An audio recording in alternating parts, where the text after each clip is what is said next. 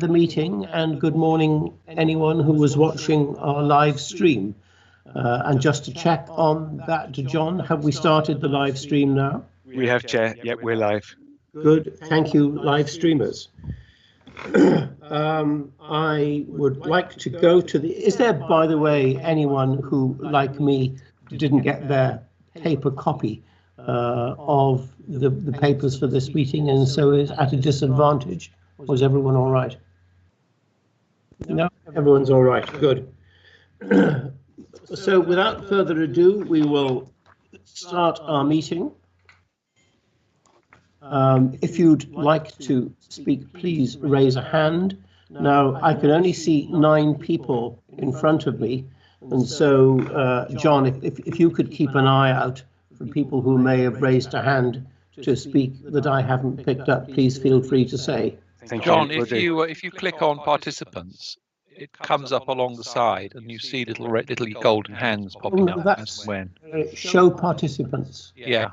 Yeah, I've got show participants. So if I raise my hand, Yes. you can see it. No, I can't. I should pop up to the top. Oh, here we go.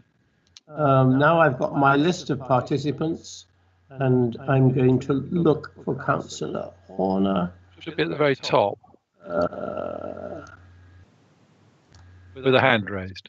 Because I think that if you raise your hand, you shoot up to the top of the list. You see? Yeah, So you just have to keep an eye and on I've now got it, but it took a bit of time to come through. Yeah, Okay. you've got a slow internet. That's fine. I Yeah, can put well, my hand down now and I disappear. that happened just a couple of minutes ago. Everything went black, and I looked at my little router, and it was flashing orange. Oh, that's right. Okay. Otherwise, it could be disconcerting. Thank you very much for your technical advice. There are no apologies then, John? No apologies, Chair. Thank you. Are there any disclosures of pecuniary or non-pecuniary interest which anyone wishes to make at this point in time?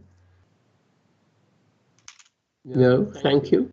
So we will then go on to the meeting of our minutes, which was held on the 5th of November, which you all hopefully have there. Gosh, it was a full meeting. Are there any concerns about those minutes for accuracy, if I may ask first? On any of the pages, I'm not going to go through it page by page.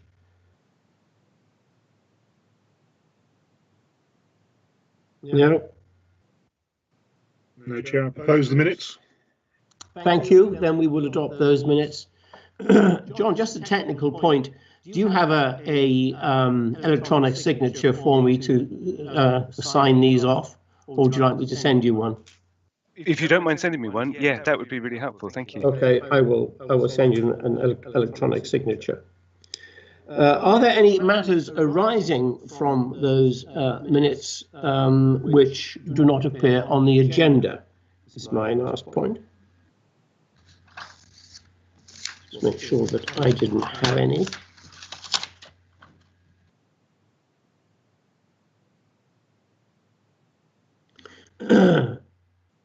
Yes, I did have one, and I don't know who might be able to answer this.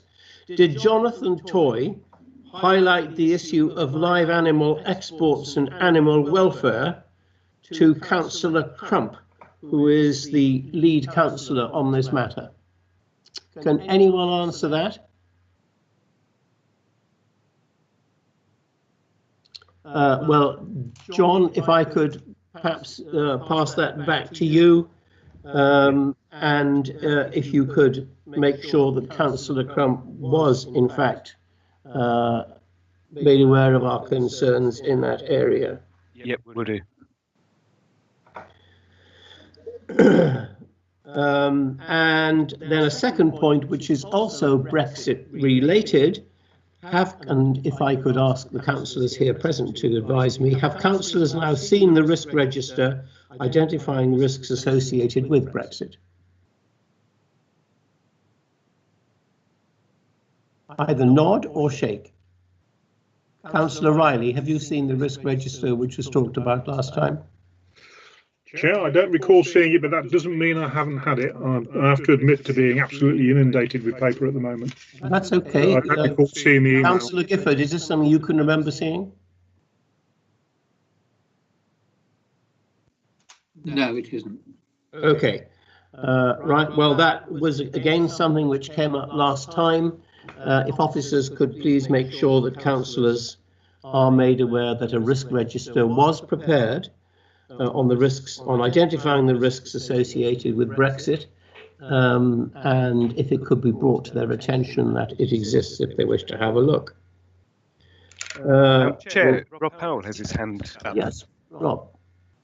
Rob, fire away. Yeah, thank you, Chair. We prepared a paper for members on EU exit risks, which reflected the risk register, and so all councillors saw that.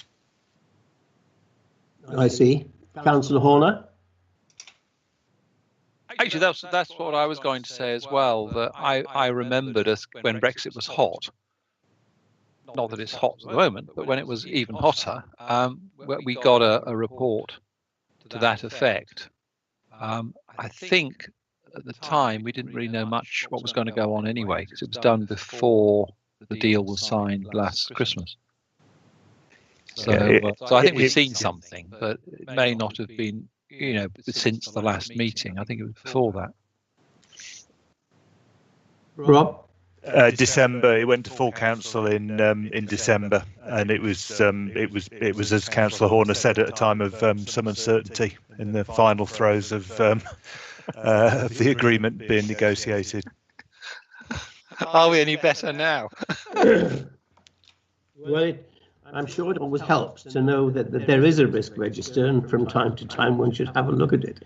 We'll be talking about risk a bit more later on. All right, let us move on Councillor Dervix has his hand up, Chair. Councillor Dervix, thank you. Sorry, I've just taken my hand down. All I was going to say was that there was quite some discussion in full council about that report at the time, but it is timely that we should perhaps start looking at it again.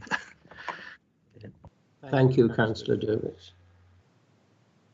Right, the next item that I've got, having dealt with matters arising, is assessing audit risk.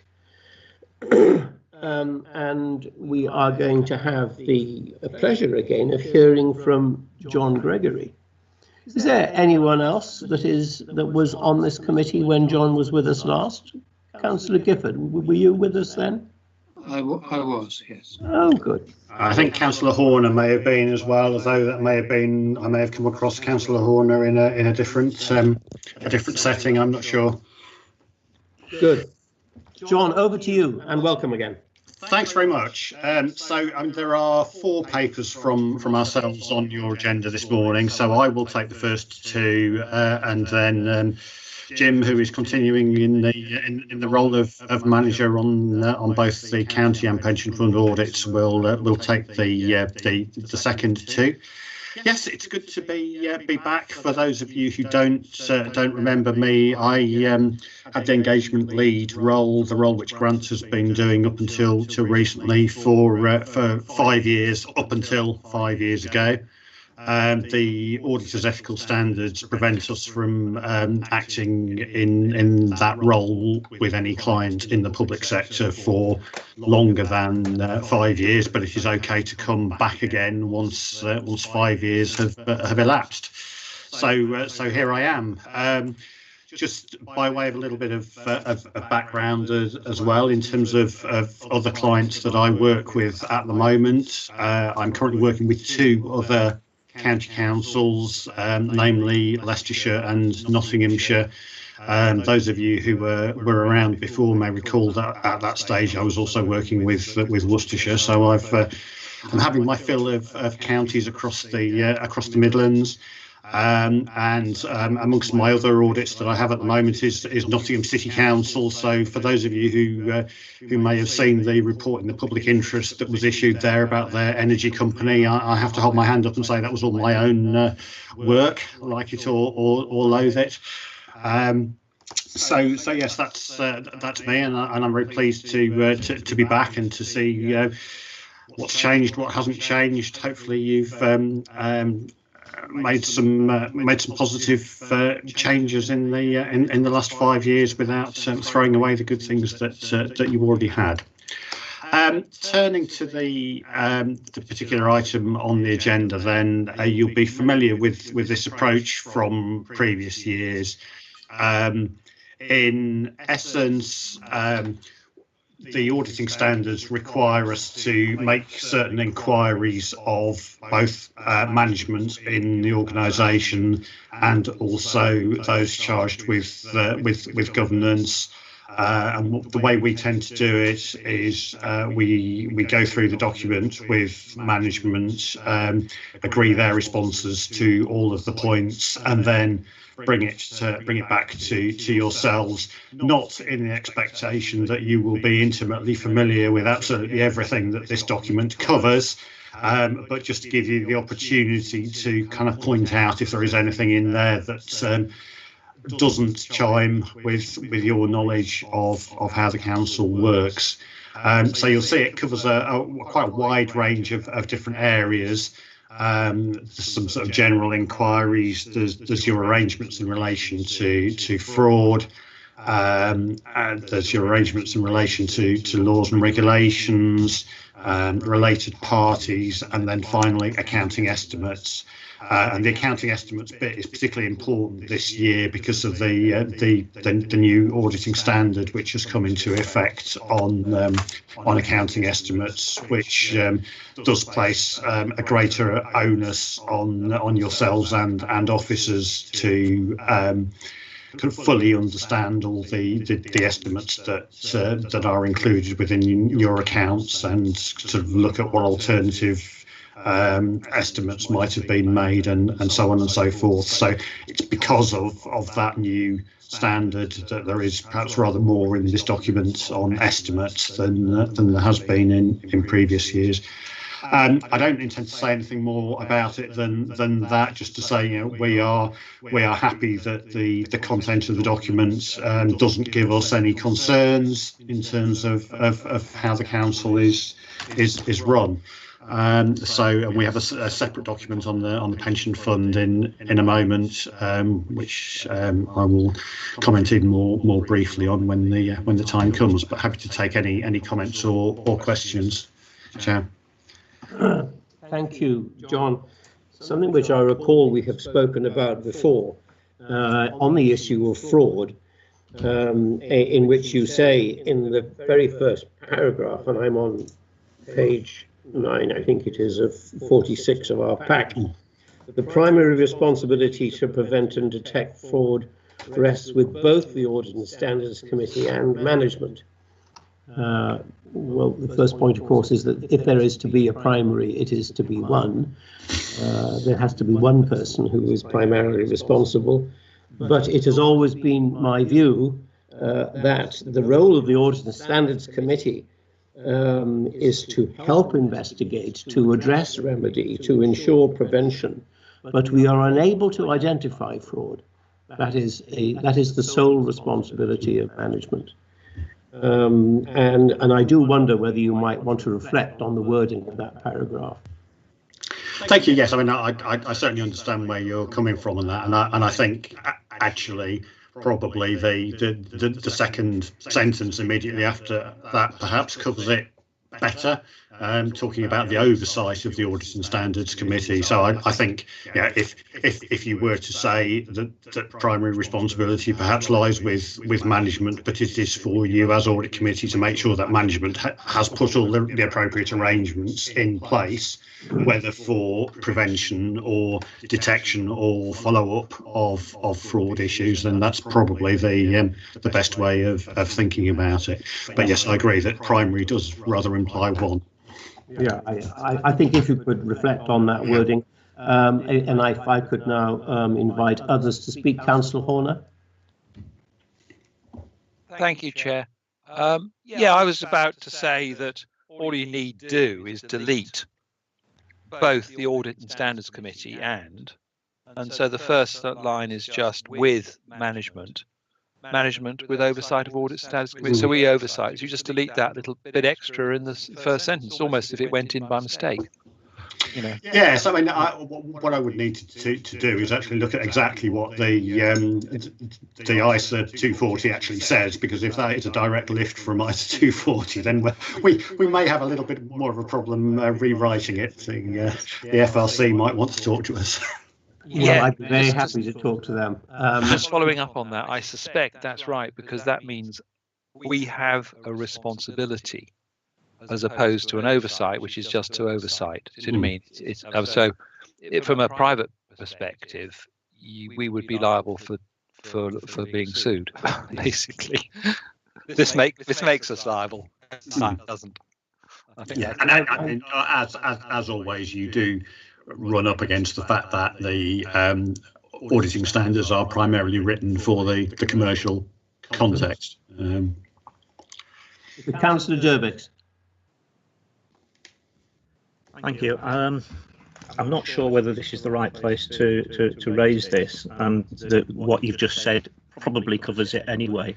But on page 22 of the report about related parties, it mentions the Warwickshire Property and Development Company, and a concern that I raised with the Pensions Investment Subcommittee was that we are not seen at any time to be using our pension funds to support the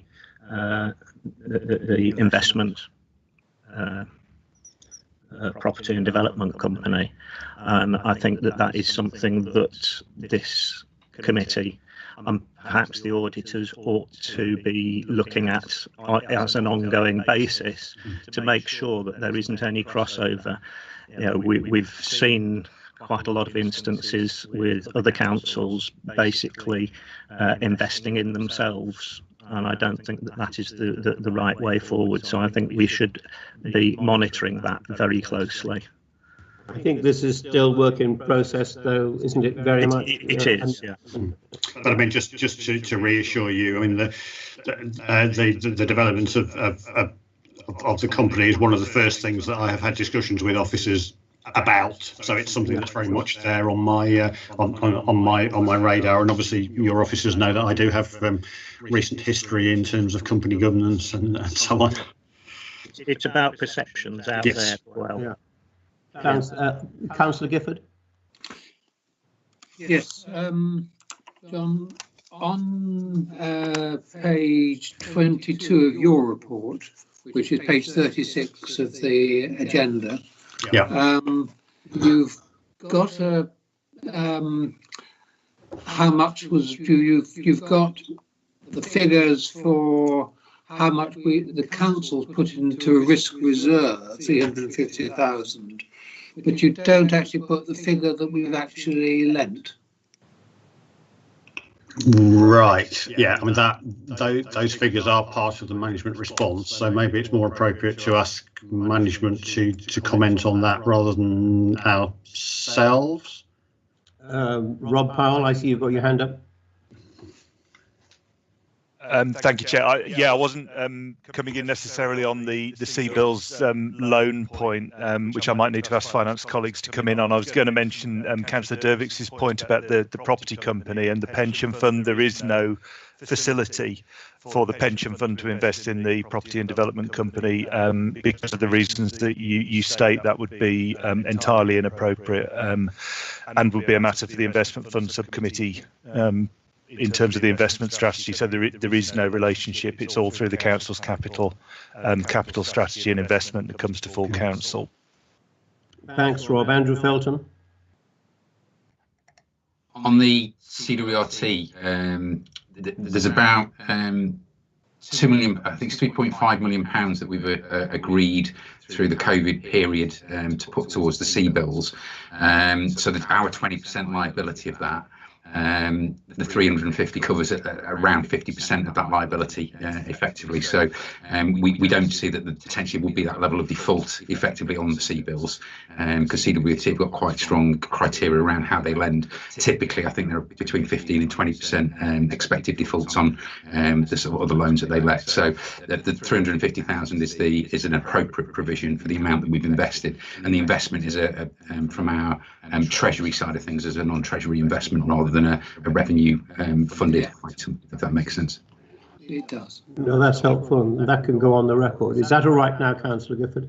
That's fine. That makes admirable sense. Putting the whole 20% would be would not be ridiculous. 50% is actually shows considerable caution. Yes, I have no problem with that. Fine. Are there any other questions for John Gregory then on his paper? And this is still in item 2 of the agenda.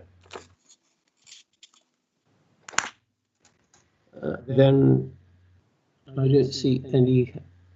Rob Powell, is your hand still up to say something?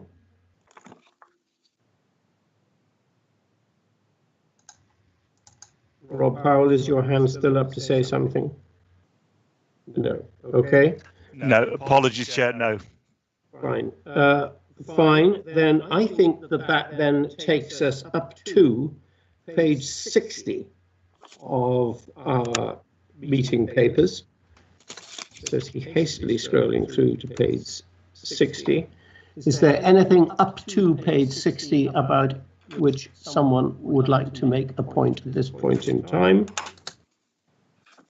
If not, well, thank you for that, John, and we can go on to item 3, which is the similar item but relating to the pension fund. And again, if I may, I make the same point about primary responsibility for detection of fraud being sitting uncomfortably with this committee. Yes. However, John, over to you. Well, thank you. I mean, really, just to echo what I said in relation to agenda item 2. So it's the same set of questions, just in the context of the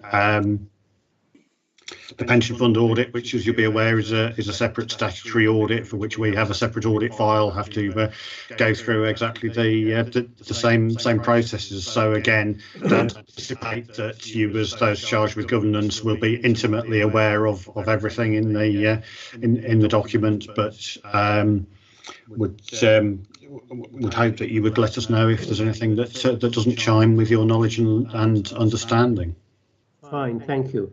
Now, something which I'd just like to mention, and of course it's important for the record that everyone realises that there are many employers that are involved and associated with our fund, and we have to be aware of what's going on. However, it does say under your question 3 that the fund has become aware of a potential pension fund related fraud at an employer organisation that is being investigated. I think it's important that this committee is aware of that, and that officers of the authority are aware. And I don't know whether anyone in the authority would like to add further to that. It is a matter which is under investigation. It isn't with Warwickshire County Council as an employer, it is an other. But maybe Chris could just add what he can at this point in time for the record. Yes, so just to explain, we've got 200 employing organisations that belong to the pension fund. So we've had an issue brought to our attention at one employer to do with potential actions of staff. So it's something that's being looked at. There's no findings we're aware of at the moment, and it's in relation to the pension fund. So it's not activities or actions within the fund itself. It happens to be at an employer and to do with their pension fund involvement.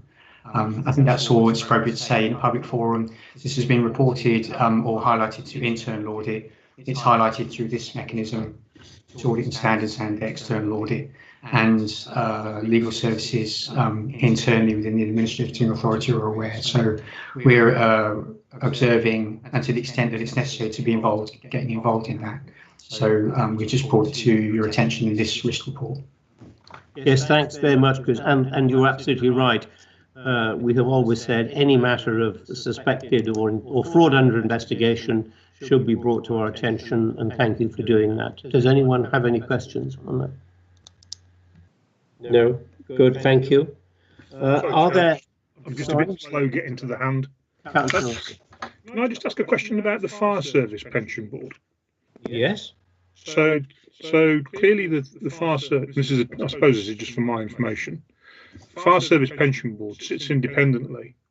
Are they having the same rigorous process around the risk assessment for their arrangements? So they are not a separate statutory body because the pension arrangements within fire and police, for that matter, are completely different to the local government pension scheme. So there aren't any assets being managed by the fire service fund. It is much more like central government pension funds. So is there any external audit scrutiny of the fire service pension fund? Well, there isn't really a pension fund as such. Fire service pensions are paid out. Out of revenue. Yeah. Okay, so there is no pension fund, David. That's the short answer. answer. Yes. Sounds all right then. Andrew? Yeah, by fact, they're auditing the council's accounts, and the money's paid out of revenue. It's audited by default within the council's accounts. Yes. That's the reality. There isn't a separate fund that's being managed, so it's all done within the council's accounts. Councillor Riley. Not within the council pension fund accounts, but within the council The accounts. council's own accounts. Yes. So does this committee then oversee the integrity of the audit that goes on there? As part of the council's own As part of the audit, yes. account. Yeah. So the risk assessment we've just had for the first item, agenda item 2, fire pensions arrangements would be included within that and scrutinised within that by external audit, alongside all the other arrangements of the council. Okay. Thank you, Chair. It's looked at like salaries or anything else, really. It's just an outgoing, and there is no supporting funding behind it. Okay. Thank you. All Thank you, right. Chair. This is still agenda item number 3, which is assessing audit risk of the pension fund. Are there any other points anyone wants to raise about risks associated with our pension fund?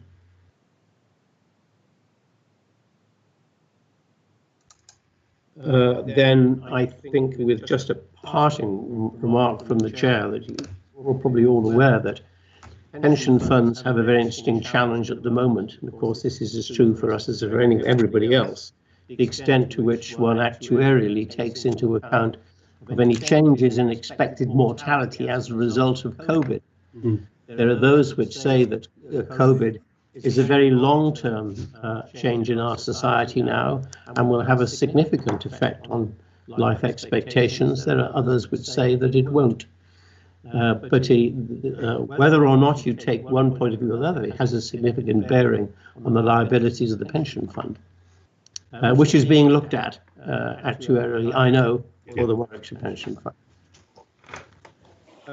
Fine, then, if we may, we will go on to item number 4, which is still a Grant Thornton item, which is the external auditor's annual letter.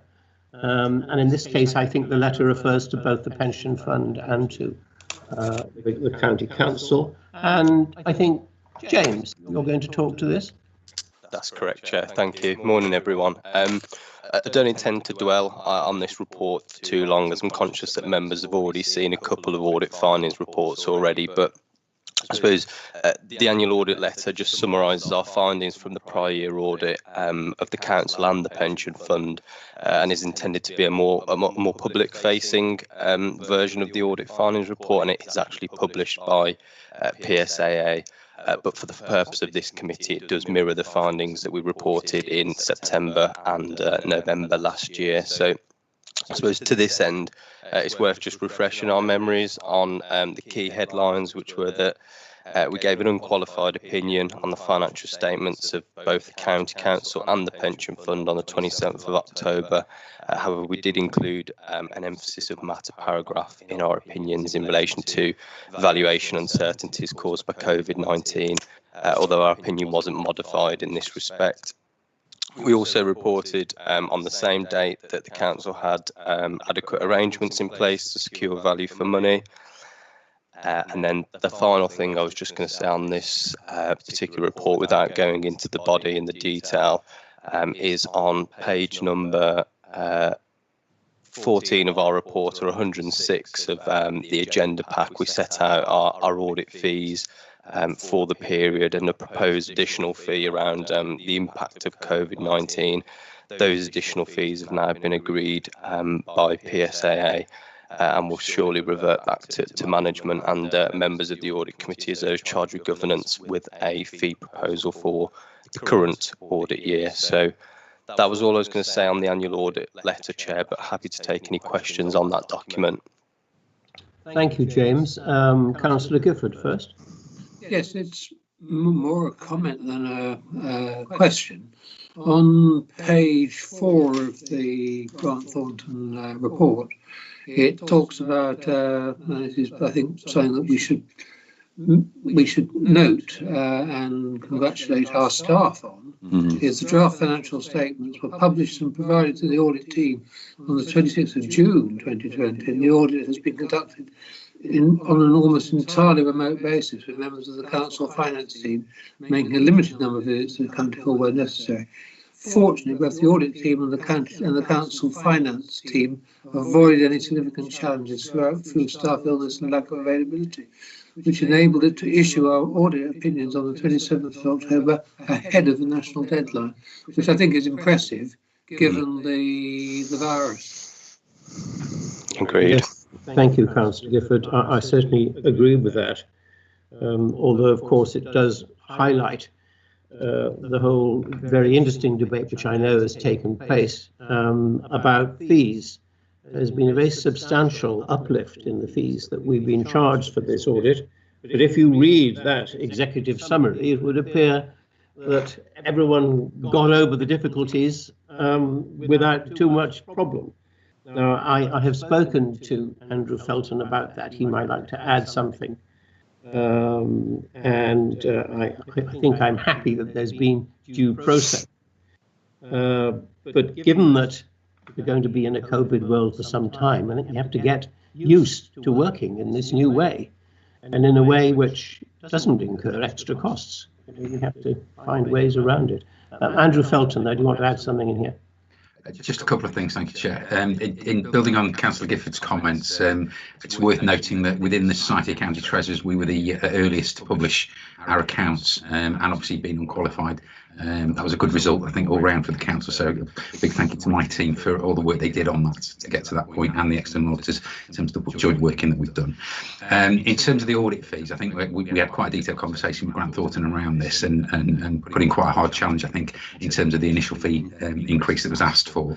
And to be fair, Grant Thornton did come back with a good level of evidence in terms of the extra that was involved, and also the fact that there is some mitigation that Grant Thornton had done themselves before passing on then the balance of the fees, to be fair. The fees will be covered from the COVID grants that we've got, so it's not an additional burden to us from that respect. We have had funding from the government for these sort of instances. So I think we were satisfied at an officer level that the fees were valid and justified. Thank you, Andrew. The point that I've made before, we're going to have to get used, though, to working in different ways, and ways which we need to get back to the previous cost base, and we have to be smart in finding ways to do it. Anyway, this is an important letter, because this is the letter which goes to the public at large about the external audit, and so hopefully all councillors, not just those here present, will be made aware of it. Are there any further questions for James about their letter, which of course it's last year's accounts? This is a long time ago. We're looking now. Any questions for James? Andrew, your hand's still up. Is that because you want a further question? No, it's down. It may just be lagging on your machine. Sorry. Okay, thanks. Fine, and we've covered fees then as well. So let us now move on to item number 5, if we may, which is the external auditor's progress report. This now beginning on page 109 of your pack. Thank you, Chair. I'll take this one again, and I'll just take you forward to page number 114 of your agenda pack, which is titled Progress at March 2021. So this page starts to talk a little bit about working arrangements, and I suppose building on what you've already mentioned, Chair, we definitely foresee that definitely the audit planning stage of our assignment this year will continue to be undertaken remotely, but potentially based on current guidelines, there could be some possible return to an on-site presence of the audit team over the summer, depending on how everything goes with the vaccination programme. Since we last met in November, we've completed the certification of the Council's teachers' pensions claim. This stretched a little bit beyond the deadline of 30th November due to some delays in the audit. However, we're quite confident that going forward, management have taken the appropriate remedial action to make sure that for future claims we can meet that certification deadline.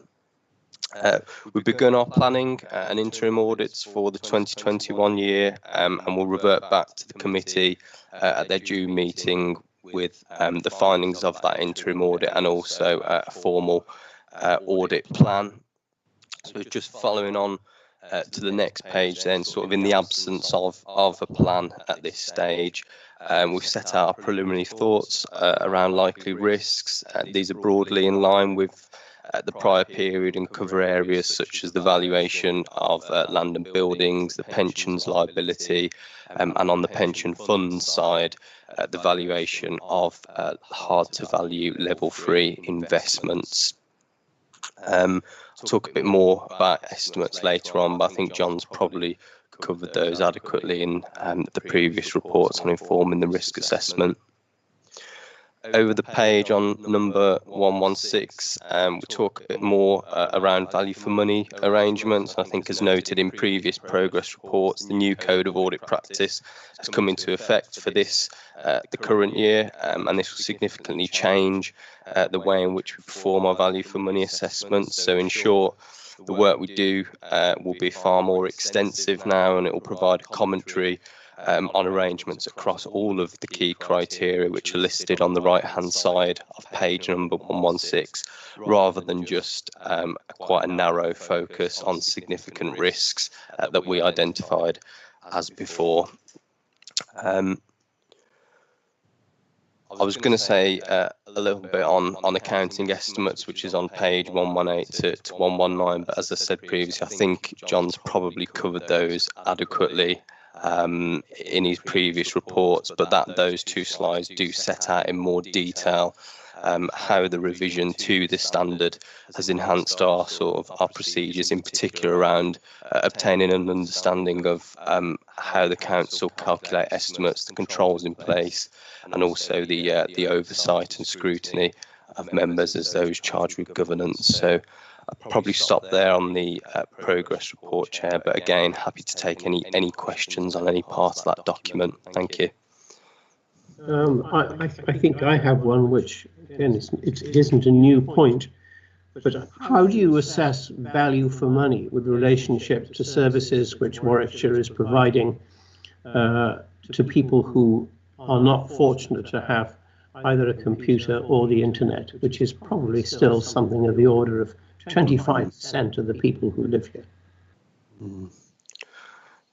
It's a good question. I'm not sure on answer to that, John. Did you have any particular thoughts on trying to think where that would be factored into our approach, perhaps? Yeah, I mean, I guess you kind of step back from it and think, well, we are looking at your arrangements for ensuring value for money, part of which ought to be about what your arrangements are for communicating with local people, and as part of that, we would expect you to have some sort of strategy in place for communication, dealing with, I guess we tend to use the phrase sort of harder to reach groups, etc., though that sounds a little too pejorative really for the context, because I don't think that's what's intended at all. So I think our view of that would be driven by what the council's strategy actually is for those people, and if you didn't have one, then we would have some concerns about that. And I just Andrew's I think Andrew has raised his hand. Andrew, yes. I don't necessarily have all the answers, sorry, or all the detail, but I do know we've got a lot of work that goes on in services around digital exclusion, where that's valid, basically, to make sure that, as you say, John, there aren't disadvantaged groups out there. I don't know all of the policies. Rob may be a better place to talk about that because he's been here a bit longer. But there are obviously things in place, and there's a good example during COVID where we actually invested in over 3,000 laptops for children, disadvantaged children, so that they're able to continue studying from home during COVID. So it meant they didn't have to go into the schools and risk more of a spread and outbreak from that point of view whilst the schools have been in lockdown. So there are things that we do to both try and equalise that, and we've also looked at other disadvantaged groups to see whether we'd invest in those as well, where they're difficult to access. Thank you, Andrew. Rob? Yeah, I mean, we use the full panoply of communications approaches to try and reach everybody, and the more people who are able to access digital services, digital communications, the more resource we've got available to support those who can't. And certainly during the pandemic, there have been some incredibly creative and innovative ways that we've tried to communicate with lots of groups. We've provided quite a lot of funding to our partners in the voluntary and community sector to do very targeted work with some of the groups that are most difficult to hit, and a great deal of that work has not been digital, but it is important to say that good communication, the more we can do digitally, it's good for people who are online, and it creates the capacity for our contact centre to deal with those who aren't or can't. So it's a full strategy that we follow to try and engage everybody through whichever channel is best for them. Thanks, Rob, and thanks, Andrew. Well, I think that's an interesting point that Grant Thornton might like to think about, that looking for value for money, we're looking for people who are both enabled and non-enabled as far as digital services are concerned. Are there any questions now for Grant Thornton on this item 5 that we're currently on, which takes us up to and including page 124, I think, by my reckoning. No further questions? Rob, is that a further question from you? No. Good. Item 6, if we may, which is now the Code of Corporate Governance. And hopefully we have Jane Pollard here. Yes, Chair. Jane, just before I invite you to begin speaking, I'm just checking you're here. I'm sure you all know, this is Jane's last month with Warwickshire County Council. Now, Jane and I go back a long time. You think I've been the chairman of this committee for a long time, well, it is 21 years. But Jane has been around for much longer than I have, and I suspect much longer than most of you, although it would be indelicate to say just how many Jane has been with us. But she really has been an outstanding colleague. And I'm sure that all my other colleagues in Warwickshire Council would agree with that, and especially the people who've sat on this committee, of whom there have been dozens over the past 20 years. Because, of course, we were one of the very first local authorities which really took standards to heart in the way that we address this question of standards in public life. And Jane has held our hand, advised us, and been our mentor throughout the whole process. And Jane, we are indebted to you. We really are. You have played an enormous role in all that this committee has done. You've always been available. You've always been very well prepared. You are a fount of all knowledge. And as someone, I think, says, you are even better than the numerous electronic encyclopedias which exist covering or purporting to cover your field. You are highly respected and held in enormously high regard by all of the staff. And we, as well as thanking you, we would like to wish you all the very best in whatever you want to do next. You have been a wonderful, wonderful colleague, and I hope you will take those words with you. And now that I've said all those nice things, we feel able to ask you difficult questions after you've taken the next item for us. So over to you. Thank you very much, Chair, for that. I've had a wonderful time with Warwickshire County Council and been involved in many exciting things over my career. However, moving on to business, the Code of Corporate Governance, much of this will be familiar to members as we've repackaged the code so that it's easier to track against the 7 principles of good governance set out in the SIPFA framework and guidance. We've also taken the opportunity to update the code to reflect the organisational changes that have taken place within the council over the last 18 months or so, and align it with our integrated planning framework. If the committee's happy with the new revised code, then the next step would be to submit it to Cabinet for approval on the 8th of April. And in paragraphs 4.4 and 4.5 of the report, we set out the further work that will be required to embed the new code across the council. Happy to take any questions, Chair. Thank you, Jane, and thank you for the gratifying mention of the Audit and Standards Committee on page 141, I think it was, in terms of doing the right thing. Perhaps if I could open it up to members of this committee and ask whether they have any comments, any concerns, or any reason why we should not commend this to the council. No good reason why we should not commend it. Councillor Gifford, if I may observe, that was a wry smile. Yeah, I think it's a case of it's a well produced document, and it's actually a document that is relatively basically accessible, and I think we can certainly commend it to the council. Good. So for the last time of asking, is there anyone on this committee that feels we could not commend it to the council? Rob Powell's hand is still up, but I assume that that's from a previous intervention. Apologies, Chair. I think it may be stuck at your end because it's down. It's down just, here. It's Sorry. Just gone off.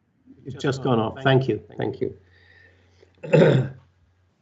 Fine. So, Jane, thank you very much for the work. We have no hesitation in commending this to the council. Thank you. Which takes us, I think, conveniently on to item number 7, which I hope is more contentious. Member Code of Conduct. Would you like to introduce that? Yes, Chair. As members will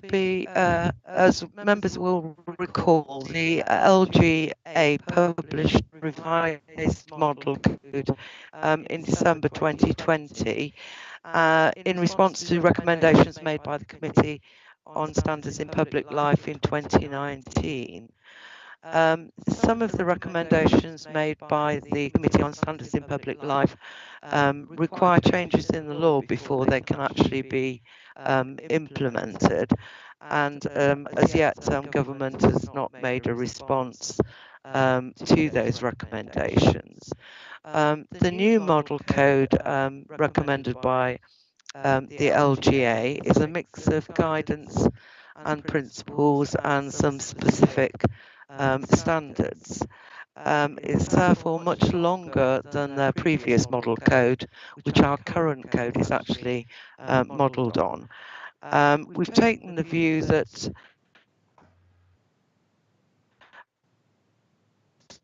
provided a firm and solid background to promote standards across the council over the last 9 years or so, and that we would prefer not to mix guidance with the specific standards and principles. We propose a much more focused approach for members and allows them to immediately get to the key issues that they need to consider. It's fair to say that the LGA new model code has had a mixed reception from monitoring officers nationally, and that's set out in paragraph 4.2 of the report. In terms of what we are recommending, in Appendix 1, members will find a copy of our current code with some amendments in red, which we are recommending should be incorporated. To a large extent, those amendments, I think, could be said to be well understood amongst members at the moment, even based on our current code, but we think it would be helpful to be more explicit. The only really new requirement in our suggested amended code is the implementation of a gifts and hospitality register for the acceptance or declination of gifts with a value of around about £50 or more. That would be an addition to our current code arrangements. I set out in paragraphs 4.6 and 4.7 of the report the elements of the LGA model code which would require further legislation before they could be implemented, and we think it would be confusing to incorporate those elements before there are legislative changes, and it gives confusing messages to members of the public.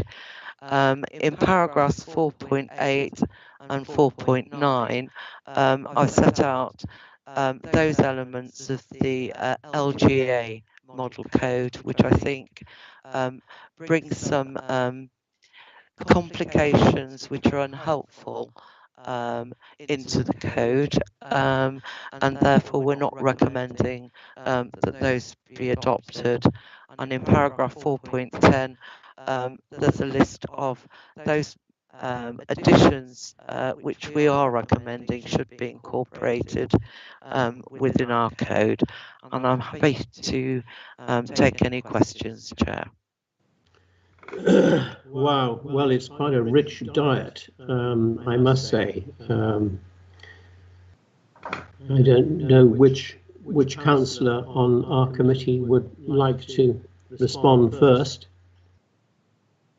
It is particularly interesting, I see, that 55% of monitoring officers have decided it is not appropriate for them to adopt it. So there is very much a question in our mind, is are we sure that the necessary standards of proof have been met for us to recommend it for adoption by Warwickshire County Council? Chair, we've got hands from Councillor Gifford, Councillor Dervix and Councillor Riley. Thank you. They have just appeared. Thanks for spotting them first. Councillor Gifford. Yes, a couple of things. Firstly, I think Jane's done good work on this.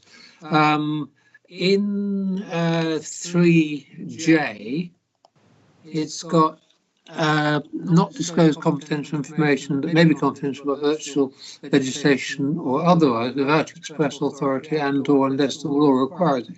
Nor will I prevent people gaining access to information to which they're lawfully entitled.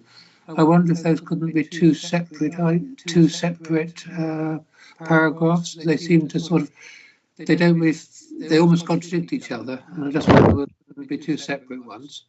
Yeah. And a similar sort of thing where I felt possibly it could be two separate paragraphs was M, where it says, where it talks about undertaking training, and then it has a quite separate sentence talking about intimidate. I will not intimidate or attempt to intimidate any person who's likely to be involved with any.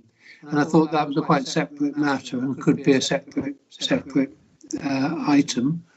The other thing that strikes me is that the process by which complaints are dealt with is something that is the process, having that published and easily accessible, is, I mean, if a good starting point, obviously, always to try and go for mediation before going to standards or to ourselves or whatever, but trying to get it dealt with at a much lower level and in a way that is likely to cause less stress for everybody, and where it can be dealt with and people can understand the point of view of the other person. So I'd always like some sort of mediation before it comes to standards. It's only if people refuse to do it that normally what seems to happen is somebody says something outrageous and then apologises almost straight away. But there can be cases where it needs more of an explanation.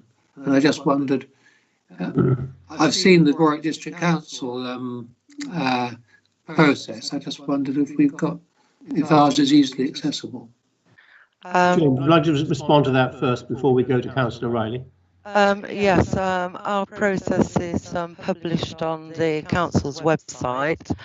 Under the current legislation, the monitoring officer's got quite a lot of flexibility in terms of how to deal with an initial complaint that comes in. So she's able to have a discussion with those involved and see whether or not the matter needs to go any further. So, there's lots of opportunities for that, things to be dealt with on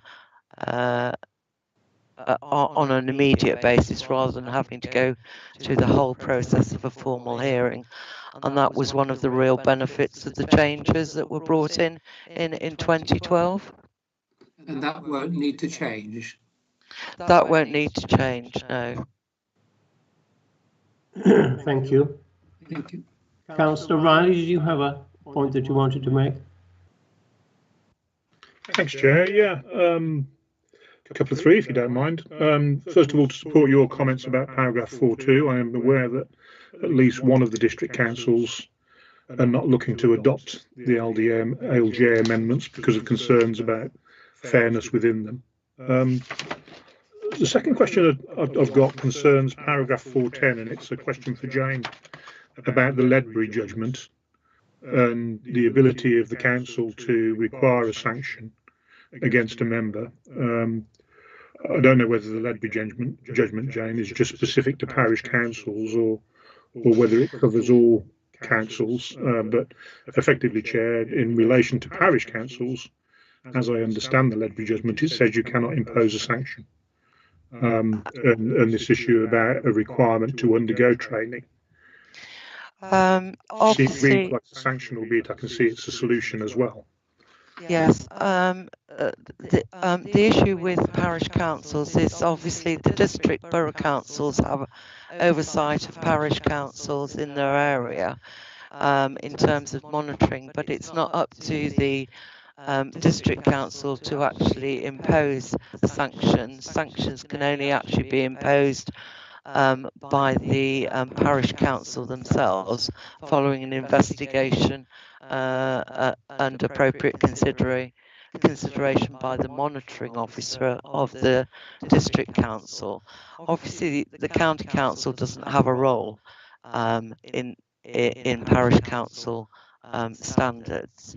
There is a bigger issue, though, which was dealt with by the Committee on Standards in Public Life, whereby it was felt that there were inadequate sanctions attached to the current code, but that is one of the things that would require further legislation by central government before any further sanctions could be implemented under the code.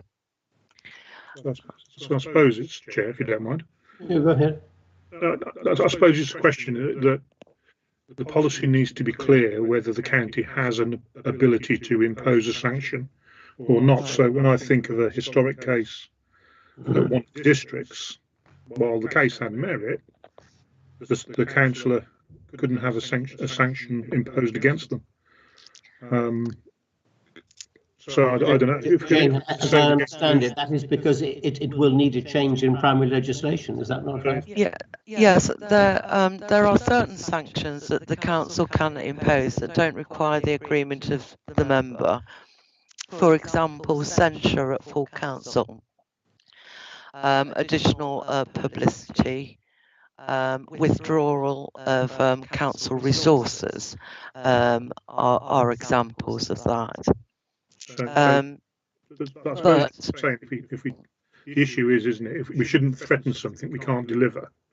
So if we're saying that requirements to undergo training are not a sanction that can be delivered if somebody chooses not to, then we need to be really clear about how we state that, because there is an issue about a role in public life to speak out, and it has to. I totally understand it has to be respectful, but without a challenging democratically elected membership, you are restricting the right to speak out or campaign on a whole range of issues. Yes. Well, I would hope, Chair, that all members would see the benefit of training in terms of understanding how they should be operating. And so hopefully that wouldn't be a contentious requirement, but obviously we can't force somebody to go on to a course if they don't want to. Yeah, I mean, and I suppose, Chair, the final comment just follows that concept about Appendix 1. So I understand why Appendix 1 is written as it is, and the intention of having members sign it and understand the requirements upon them. But again, a number of the statements are too subjective and they're not enforceable. So words like appropriately are very subjective as to what appropriate conduct is in that environment. And I suppose out of those, I'd take item N, which is provide leadership through behaving in accordance with these principles when championing the interests of the community and other organisations, as well as within the council. Again, that statement is so amorphous that it just needs, if you're going to start telling people they have to behave in a certain way, it needs more clarity than that. Because who determines what's not acceptable? Isn't this a matter for the collective body though, and isn't the ultimate recourse at the council to have a vote of censure, which is a sanction available? Well, I suppose I feel it's a step up, isn't it? The whole LGA guidance is a step up on what is already in place around the direction, and it just, you know, I mean, my concern is only about not restricting people's right to speak and right to debate. And having spent 4 years as an elected county councillor, it's a quagmire out there, particularly when you get involved with people who are very emotionally involved on issues in their communities. You know, I could quite easily see how members could be getting themselves into challenges unintentionally, which would be great. Most unfortunate if it ended up with an investigation against them or a complaint against them. But I don't feel the code of conduct inhibits people from speaking their mind and being responsible councillors, does it? No, but some of the amendments that are contained, I think, within the LGA guidance, which is evidenced by the fact that a number of monitoring officers are not adopting it, comes very close, or if not oversteps. Oh, I'd be the first to accept. It's obviously a close call, which is why that number of monitoring officers are not minded to recommend it. But it's for councillors at the end of the day as to whether they wish to be bound by this code. Councillor Birdie, I know this is something about which you've spoken on a number of occasions. Well, what's your view here about this code of conduct? You're on mute, Chair, thank you, Councillor. Chair. No, I've just unmuted myself. Thank you, Chair. Yeah, no, I think it's a matter of balance, really. And to me, the critical factor is the training of the councillors. Whatever code we adopt, and the frequent training and making sure that they fully understand it is. I'm afraid life isn't black and white. You know, there's a lot of grey out there.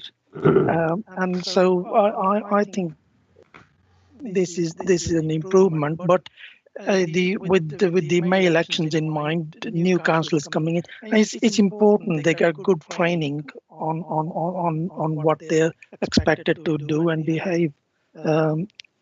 So I don't see anything actually too contentious in this. Thank you. Councillor Horner, you haven't spoken on this yet.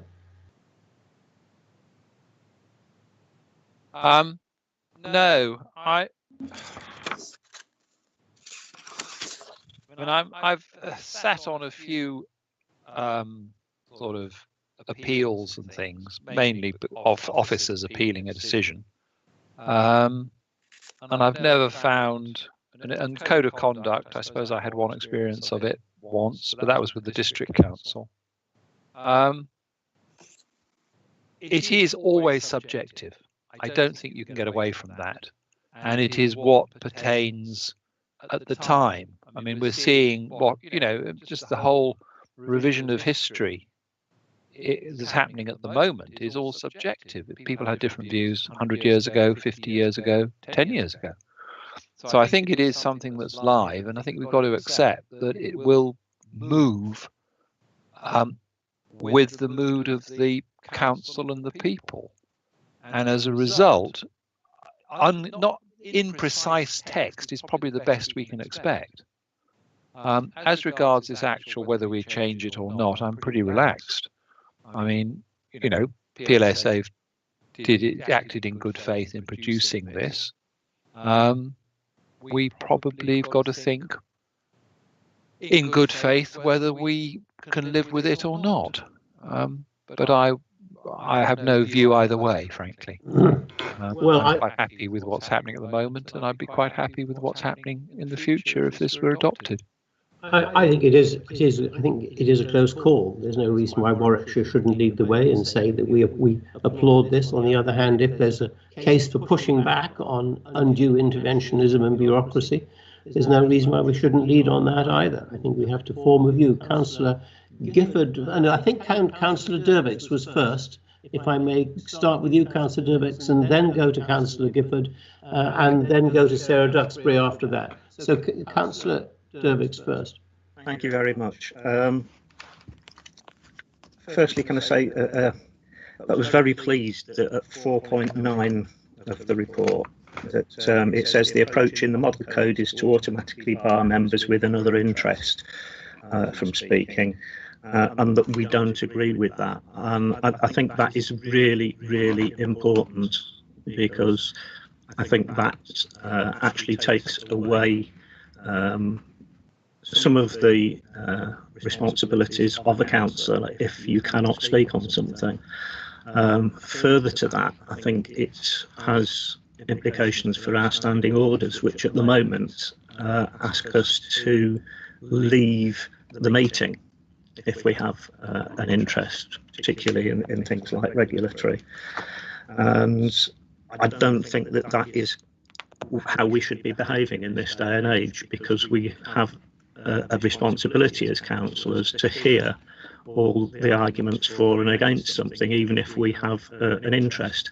We may not have the right to speak at that point, but we should be allowed to hear what is said, because at the end of the day, unless something is in the confidential part of a meeting, most of these meetings are now broadcast.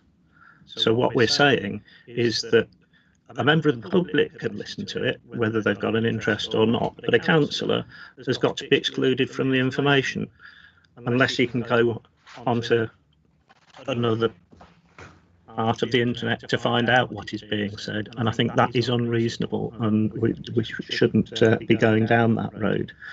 And there are a few things in the proposed model code that I really think are taking legislation far too far.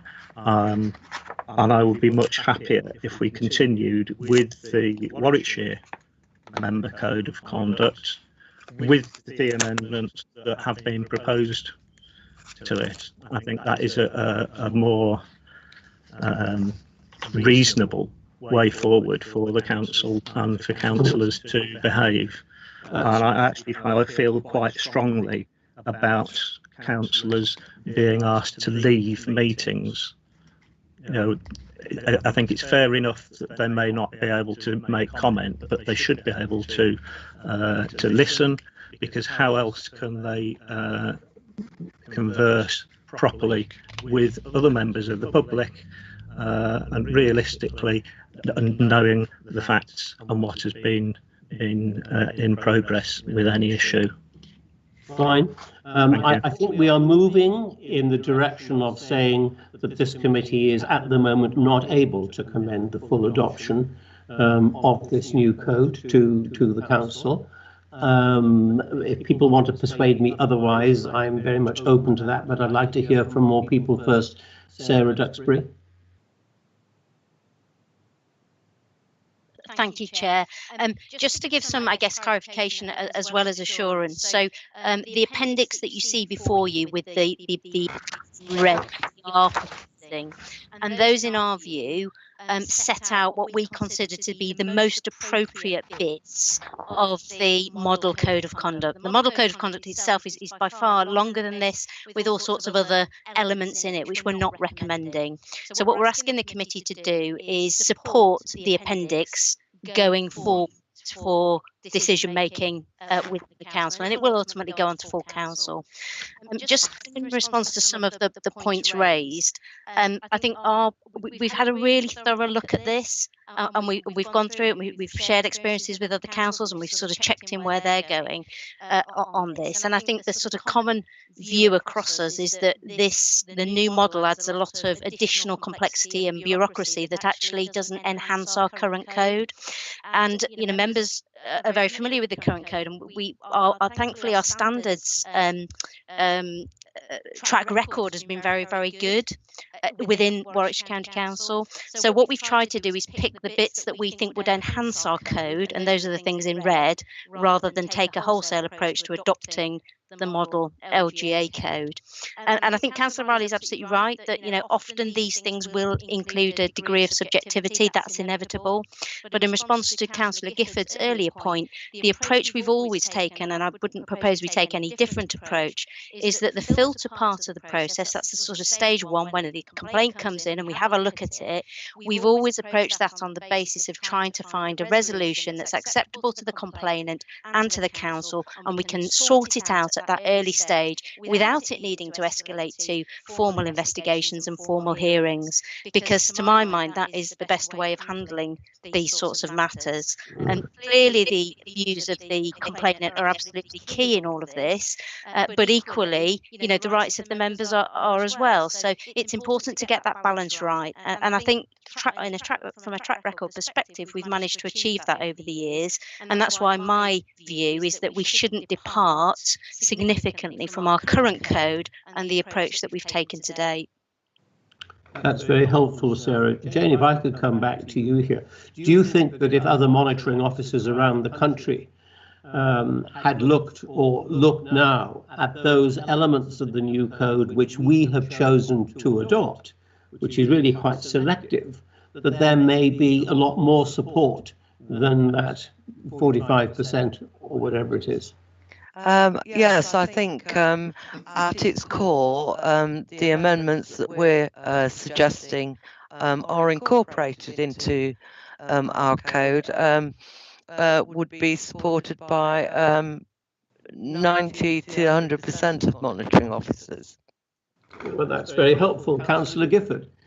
Yes, I think Appendix 1 has got the balance right, and I think Jane is to be commended for having produced the work and done this. It's never. We're never going. I think the imprecision is actually quite beneficial in some ways. I think that if you had things too precise, then it might put people off. Actually, speaking, it might lead to mistaken judgments. Whereas I think the imprecision in certain points is actually beneficial. But basically, I mean, just even as we've been speaking, there's been an email shooting around about some problem between two Warwickshire county councillors who are also borough councillors in Nuneaton and Bedworth, and the chief executive has had to send a long email out. I haven't even read it, but it talks about bullying. So it's something that clearly we do need. Unfortunately, I would like to. We wouldn't need a code of conduct at all, because it would be natural to all of us. But clearly there is a need for a code of conduct. I think that it says a lot for Warwickshire County Council that I've not been asked. I've been on Audit and Standards for nearly 8 years now, and in that time any issues have been dealt with before they get to Audit and Standards, and that I think is something that we should be proud of. I mean, and it says a lot for the way the officers. I'm sure there must have been some issues that have come up, but clearly they've been dealt with at an earlier stage, and that is as it should be. And I know that we had 4 years or so ago, we had a substitute come on Audit. So I said, why weren't there any complaints for us to consider? And the chair pointed out that this was actually not something we shouldn't be looking for complaints. We should be proud of the fact we haven't got complaints. And coming to Audit and Standards, anything is dealt with. The vast majority of it, or in fact, in my 8 years, all of them have been dealt with at an earlier stage, if they've happened at all. Thank you. So Councillor Riley, you see where we've just come from. This is a highly selective examination of what is available from or what could be incorporated. A lot of thought's gone into it. And we do have the comfort of knowing how we have operated in Warwickshire in the past. So it is perhaps unlikely that a lot of harm would be done by adopting this code of conduct. On the other hand, if we did not recommend it to council, that would be a very strong signal, wouldn't it? Chair, I will happily go with the majority view of my member colleagues. If you don't mind, I'll just make 2 comments. At my district council, I've seen the code of conduct used as a weapon in political debate, and I've seen what I've considered to be vexatious complaints made against members, which have had to be, because of the nature of the complaints, have had to be investigated, and I've seen the outcome of the investigation report quoted in full council, misquoted, may I add. So as long as we expect county council to stay as the respectful and the refined body it has been, that is fine. But the world is changing, as has already been recognised in this meeting. We accept that. But this is for the county council that we're looking at the moment. We're not looking at district councils or parish councils. Chair, but the experience will transfer, because it is totally about how do you exploit opportunities that move forward. The second point I'd make, Chair, and I just leave that one with my member colleagues. As I've already said, I'll support the majority view.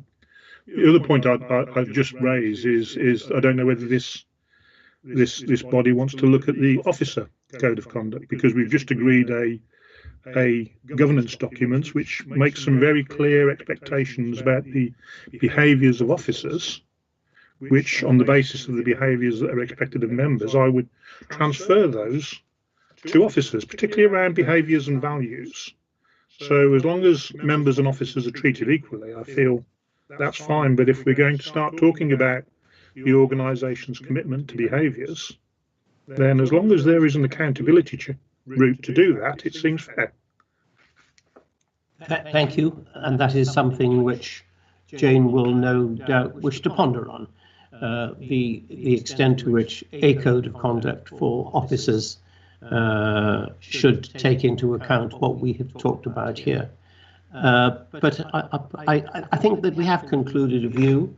I think we'd like to thank you, Jane, for the very selective approach that you've taken to that which could be introduced. I think you've confirmed that if other local authorities had been as selective, this code of conduct would have a great deal of support across the nation. I think we're very gratified to hear that. And unless I hear a very strong objection from someone, I think we can commend your recommended code of conduct to Warwickshire County Council for adoption. Thank you, Chair. Thank you. I'd like to move on next to the Strategic Risk Management Framework item, and it is a full agenda. I'm going to crack on as best I can, but I have to say this was an exceptional piece of work. I don't know whether Lynn Todman is around, is she? If I have a look at my list of participants here, is Lynn Todman here? I'm here. Oh yeah, Lynn, this is I understand you were a major contributor to this exceptional piece of work. Thank you very much. Thank you. But I think it's going to be introduced by Chris. Yes, Chair. Yes. Over to you. So very briefly, this is the product of a project over the last year reviewing the risk framework, which was last reviewed in 2014.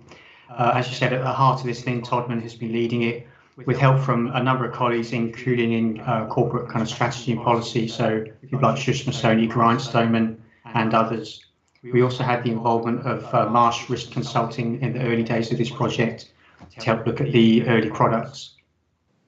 I'll summarise some of the key features briefly, but I was mostly interested in hearing your comments and leaving time for discussion.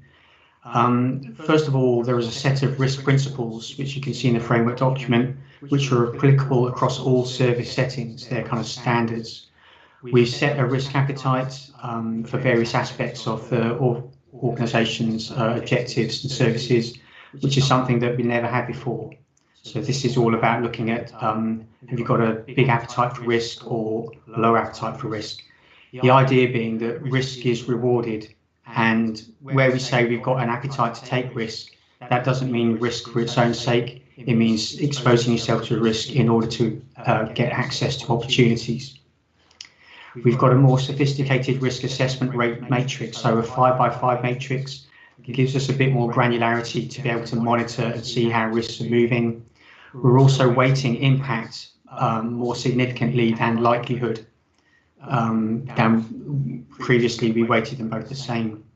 The issue there is if you've got a high impact risk, if you're in a large organisation where you've got a lot of risks, the chances of something high impact hitting, even if it's low likelihood, over time, that something's going to happen. So we're rating impact more than we used to. We've got a new layer of reporting of risk registers at directorate level, which we didn't used to have before. And we're integrating risk and risk management into the broader corporate organisational management arrangements. So it's being integrated into planning and performance monitoring. Last thing to say is we have, within the pension fund side of things, adopted some of these philosophies already. So the investment subcommittee has already received an updated risk framework, a risk register for the coming year that's taken some of these principles. That's all I had to say by way of introduction. Have to take in comments or questions. Thank you very much. It's fundamental, isn't it, to how local government works. If the chief executive is a risk taker, what are the processes in place to control those risks and be sure they're properly managed. Equally, if the chief financial officer is a risk taker, how does that affect how the chief executive behaves? You need to have a framework in which you can assess all these things, and that's clearly what you've done. I'm going to, it's an exceptional piece of work, and I enjoyed reading it. I'm going to open it up to the committee if they have any questions. Councillor Gifford. Yes, I mean, I think it gets across very well the point that Chris was mentioning, that going for, if you take a risk, you're taking a risk to get an opportunity. There's no point in having taking risks if there is no opportunity at the other end, and that's but also the point that being completely risk averse is strangely enough is actually a slight risk as well, in that you may miss opportunities that would otherwise come your way. Obviously it comes up more in pensions than elsewhere, and when I'm sitting on the council. But the other big one that comes up is the property company, where we have to be careful, but at the same time look for the opportunities, but be very aware of the risks. But it is a beautifully done document, and I think Lynn Tobin is to be congratulated. Thank you. Yes, thank you. Yeah, the essence of risk is that there can be an adverse outcome, and you have to assess the adverse outcome to see what damage it can do, either organisationally or individually. Are there any other points anyone would like to make about this? Councillor Horner, thank you for your hand. Thank you, Chair. Yeah, I was just thinking that anybody who's familiar with financial advisors know this approach quite well, and it's a very familiar approach. So well done, Chris, for transferring skill base across from the investment subcommittee across to this. So that's good. No, I like it. I think it's good. I would highly recommend it. Very good. Is there anything, Chris, that you want from us apart from our wholehearted support and thanks for an excellent piece of work? Yeah, so onwards it goes from here to Cabinet. So if you're happy to endorse it on its way, that's its next port of call for approval. I think unreserved support, I think you can say. Thank you. And thank you, Lynn, and your colleagues too. Let's move on, if we may, now to item number 9, which is the internal audit plan for 2021-22. Paul. Yes, thank you, Chair. So the report sets out the proposed plan for 2021-22, along with the appendix, which has got the audit charter. The audit charter was reviewed by the committee as part of the planning for last year, and is brought forward unamended, but it's there for completeness, for noting and any comments this time. The plan's been put together very much a risk-based plan, and you notice on page 213 in Annex 1, we make the links between the proposed work and the strategic risk register, and that reflects the work that's been going on risk management that was on the previous paper. I think overall, in terms of the plan, it's come out a lot of consultation across the council, identifying the risks and change that's coming through, and develops a plan which gives it a breadth of coverage and also depth in areas where that's required. So the plan's structured around some particular focused work on COVID risks and recovery, and then the two priority outcomes in the council plan, the best use of resources and also climate change.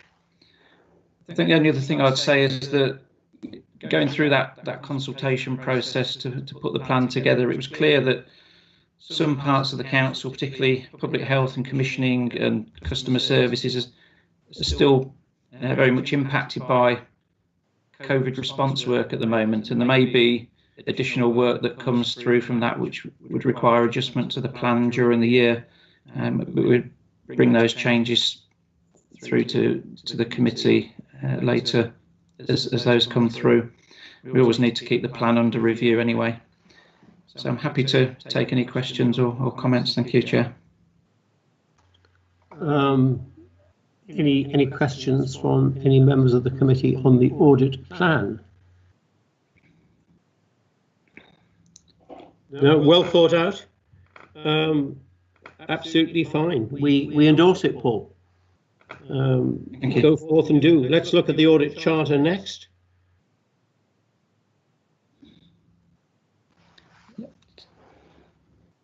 So as I say, no changes proposed to the charter. And I think I had something I've registered with you separately.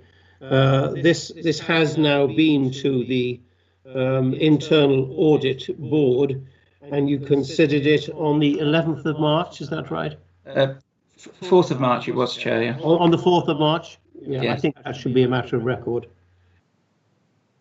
So, any concerns about the audit charter?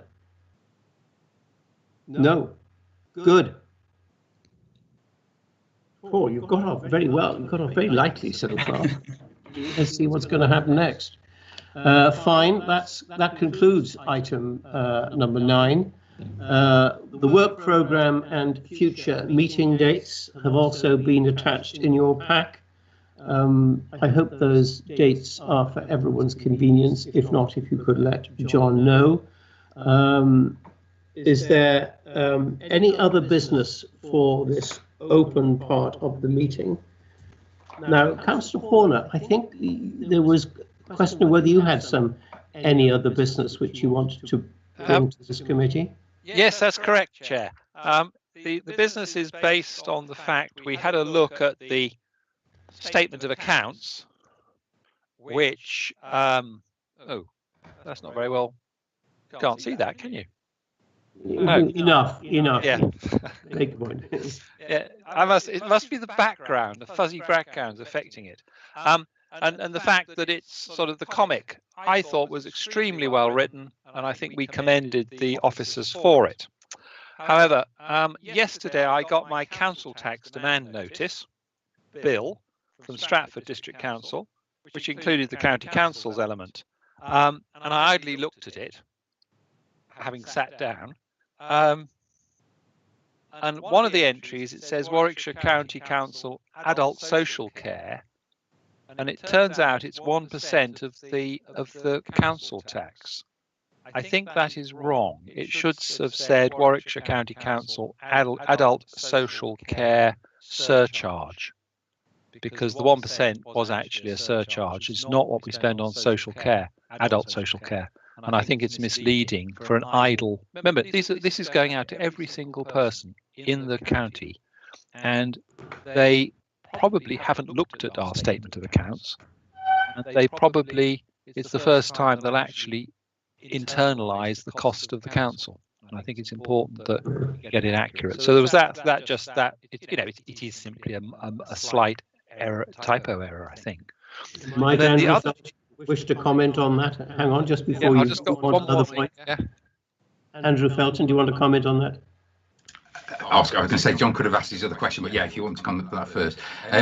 The growth in the adult social care budget is more than the 1% we're getting in extra adult share levy. So the levy does go directly to adult social care to fund that growth, and we top up by more than that. So it is directly going into adult social care, not funding anything else. Yeah, I know that. Misunderstood your question, sorry. Yeah, I understand that. It's just more the fact that as somebody who's not got experience, I know exactly what you've done, what it means. We know that adult social care is going up by its 75% share of county council tax. That's the whatever it is, whatever. Mine's quite high, the 2%, plus the extra 1%. Horner, if I could just interrupt.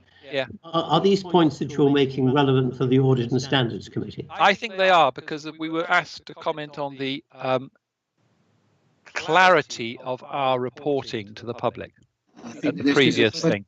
Okay. So that's my belief. Councillor Gifford? Yes, I think that's a Stratford district problem, because mine it talked about the surcharge in Warwick district. Great, I'm pleased about that. I shall raise it with Stratford. And then the other thing was, it may be Stratford again. Warwickshire County Council, this sort of Stratford document, how your services, your money. We seem to have we have something called Strategic Commissioner for Communities Directorate as a spend, which I'm sure it does mean something to officers. It won't mean anything to the public. And again, it's what are we writing this document for? It's meant to be a friendly document for everybody. Again, audit and standards, we're not producing a document of clarity. And then there's also something cost for each person, but it doesn't define what that means. So it's just general points, but as I say, I think that's a valid point. Andrew, do you want to come back on that one? I think we can look at the plain Englishing. So there's some good points there in terms of just looking at how meaningful that is. We can do something probably through a consultation with the public on an informal basis to see how user-friendly those things are moving forward. I was going to take it offline with Andrew. It's probably easiest, but just to flag it up that we are meant to be looking at these things as well. Thank you, Chairman, for your help. For my indulgence. Absolutely, that's the right word, and I do appreciate you've been very indulgent to me over the years. Thank you very much. There is no other business, I believe, which we have to take in this open meeting, but there are some private matters for us to consider. Would someone like to propose, please, that we move into private session? Yes, I will propose that. Thank you. And the seconder? Yes, thank you. We all agreed on that. Fine, then if we could do just that, and if I could ask John